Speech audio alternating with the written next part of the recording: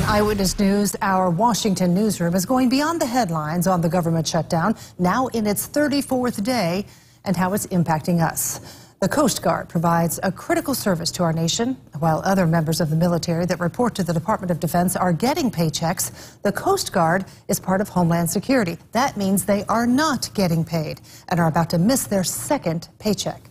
Eyewitness News Washington correspondent Morgan Wright reports on the hardships they face. It feels like a slap in the face.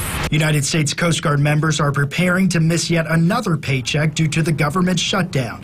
Janae Williams' husband is enlisted and working with no pay.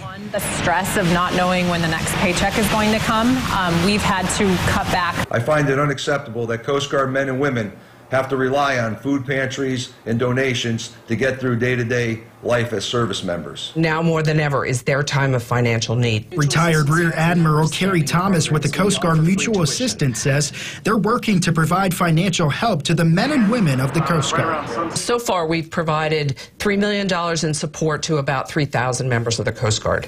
And we know that that's going to increase exponentially as we approach the next payday. Even with the shutdown, many members of the Coast Guard are deployed around the world, which could add extra stress while they know family members are back at home struggling financially. Congressman Antonio Delgado of New York says the Coast Guard must get paid. Has there ever been a time where armed services members did not receive pay?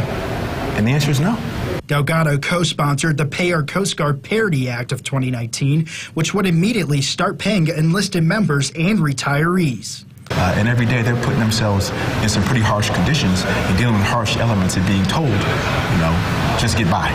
Congressman Delgado says it's not just the Coast Guard who is hurting, and he wants to end the government shutdown. From the Washington newsroom, Morgan Wright, Eyewitness News.